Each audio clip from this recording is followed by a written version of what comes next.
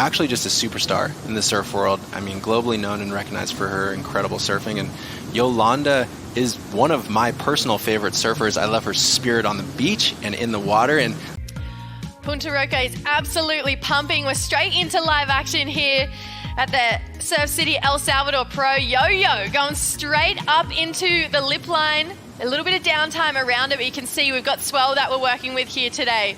Yolanda Hopkins, always the first person out in the mornings, and it's paying off right now as she tags yet another section, draws out a really nice carve. She's going to get the eject out of there, but Yo-Yo, that's definitely... These first two waves of both of these ladies. Loved that first bottom turn there from Yo-Yo. Oh yeah, the extension on that bottom turn was incredible. And for her to come around here, you almost felt like by virtue of that last heat, these rides were going to end short. But it actually opened up quite well for her to get a couple more big hits. I just think Yo-Yo has this element of power that she knows to use to her advantage.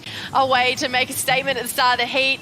Erin Brooks out behind her. Again, big looking wave. Love that first turn. So much speed, so much energy behind this young girl surfing into a pretty tricky section there. Did so well to hang on. She's going to get out of there as that one runs down the point, but we love when a heat starts with big action here. Yolanda Hopkins, Erin Brooks giving us fireworks. My name is Jessie Starling. I'm joined in the booth by Tana Gadauskas, and this is a fun looking heat between these two ladies. And that wave, just the way that bowl cupped out, and to know she had the inside at the start as well. And then Erin, only 2 turns, but a lot of power and speed on these first sections. Erin has such a unique backside style and approach. She stands rather upright, and it actually helps her pendulum swing off the bottom and get real vertical in real tight spaces.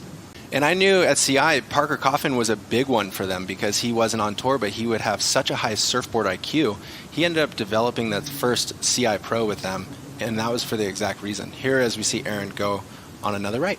Zippy first turn here for Erin Brooks. You can see just a bit of bump on that wave. It was slightly putting her off guard. I felt like maybe wasn't setting that rail in. And then Erin here, what did you see that kind of went wrong? So I feel like we are noticing a little bit of chunder from the wind and a little bit of rib from the tide. And I think as a backhand... Or engaging it too well, coming up into those sections there. So this is a bit of a reset moment. Yo-Yo trying to take advantage of what was a nice start. Got the better of the opening exchange. Now she's going to put down a couple of hard carves here for Yolanda Hopkins. So birthday 2 days ago, turned 28. Comes through this inside, finishes it with a lot of style and just looking so confident. To be fair, Yo-Yo surfs in every condition under the sun, so she'd be just loving that it's absolutely cooking. We also know she thrives when it starts to get a little bit bigger here. This is a solid looking wall for Yo-Yo. Lays in over the rail. Love that she's patient. She's not trying to overdo anything on this wave. That's a nice looking top third carve.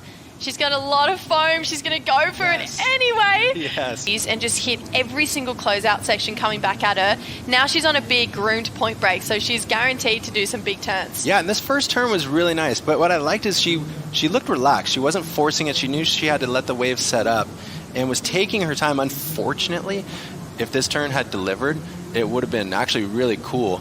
But that looked like a rock and roll concert. Yeah. I don't know. I love the fact as well on her front hand calves that she starts to put that front arm down back towards the water as she's pulling it back around. That's not something you see a lot of anymore. Yeah, and I think maybe with her low center of gravity, she's able to dip that arm in and use it as a pivot point.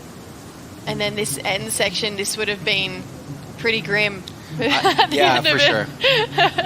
No, but it's great she went for it, and you never know. You know, on maneuvers like that, a foam climb is the most challenging. This is going to get swallowed, but look at the size of these waves. It is definitely picking up at this point. Patience now from Erin Brooks goes into it. That would have been a really big moment in this heat if she had got that projection out and pulled that one off. Wow.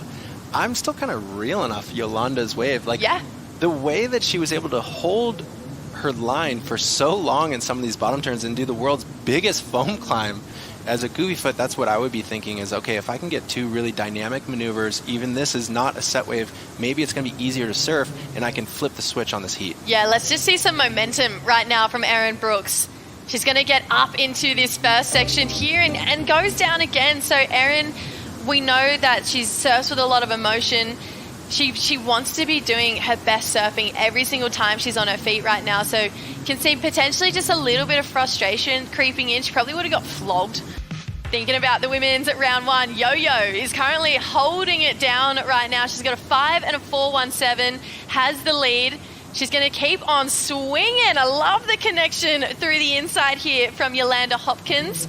She's one of those surfers, really similar to Erin. She's just going to keep building in this heat, and if she has an inch, she'll take a mile.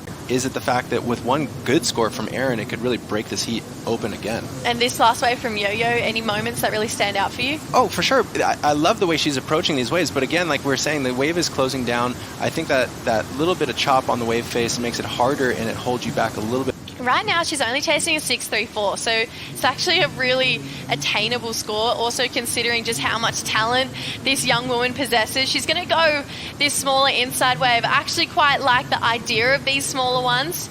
You can see starts to carve on this one, and now watching her surfing, knowing that she's not feeling her best, you can see how hard she is trying on this wave right now. She's not going to get that bowly end turn, but just starting to, I feel like, find her feet, maybe find a little bit more flow in this heat is all she can really be chasing right now. It's definitely not over, and a 6.34 with a couple of Erin's big turns on the right wave is so attainable. Just have to maximize that on it, and unfortunately this wave, it didn't really come together for her. She had a good approach. I thought it was a good wave selection in the beginning, but it kind of petered off the line. You can see it just felt like maybe this one was going to bowl, especially through this section here.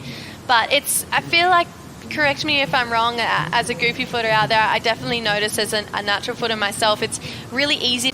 Honestly, wish nothing but a quick recovery for her and just some sickness that she's been having. Yo-Yo, she's going to back it up just in case she needs something, and still surfing with so much aggression on this wave. Comes into that end section, goes down, but she is just full attack mode no matter what. Joe Tapel and Strider for the call.